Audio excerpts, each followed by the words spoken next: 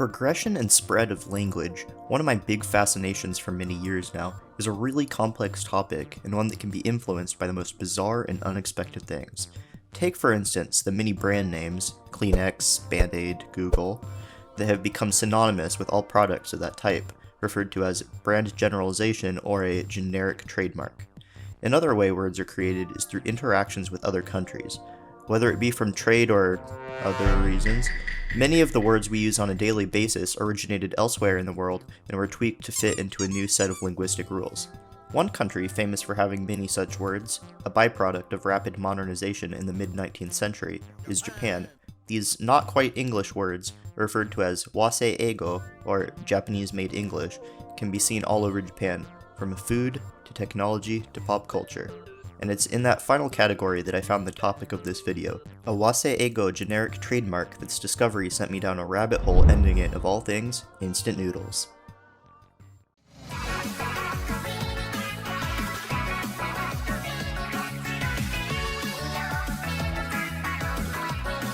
Recently, I've been spending a lot of time playing Ghostwire Tokyo, a PS5 game from early 2022 in which you exercise spirits, pet dogs, and shop at convenience stores that have been taken over by flying cats. Don't worry about it. However, one of the larger quests the player partakes in is the collection of a bunch of different items throughout Japanese history scattered around the huge map.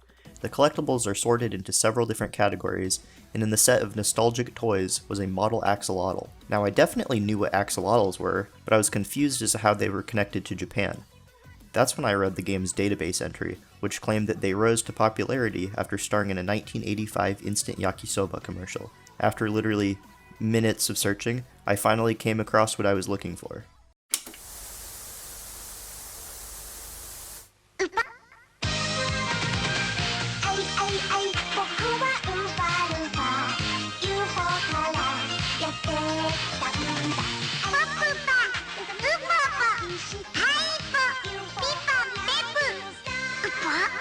UFO, or UFO in Japanese, is a brand of instant yakisoba made by the Nissin company, probably best known outside of Japan for cup noodles, and in 1985 they produced a series of axolotl-centric TV ads. The Japanese public immediately fell in love with the creatures, but as axolotls are only naturally located in a very small area thousands of miles away, the Japanese language had no pre-existing word to call them. So instead, they took from the character in the commercial, using a word that you may have heard if you've ever watched a Japanese person play Minecraft.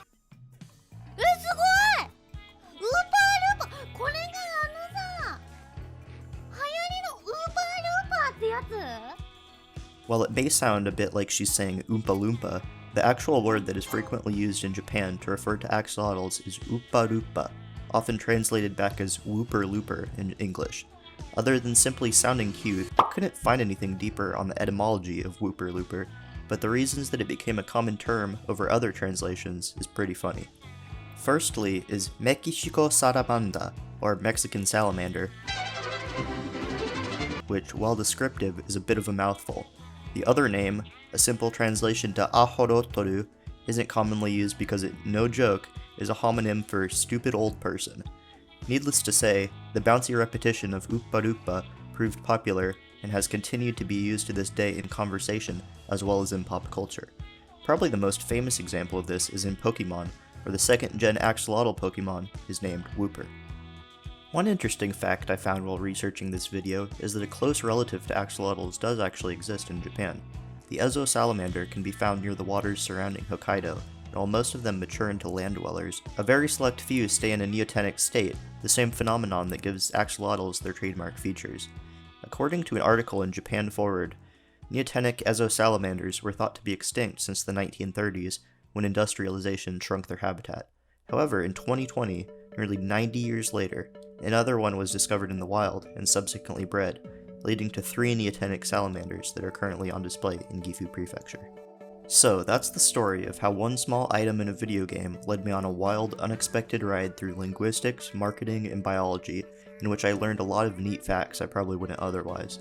This is one of the reasons I really like to stop and smell the roses, as they say, when playing video games, because sometimes you wander into a really cool journey that most people would just skip over.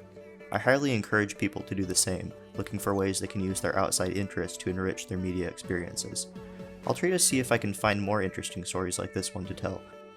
But until then, thank you for watching.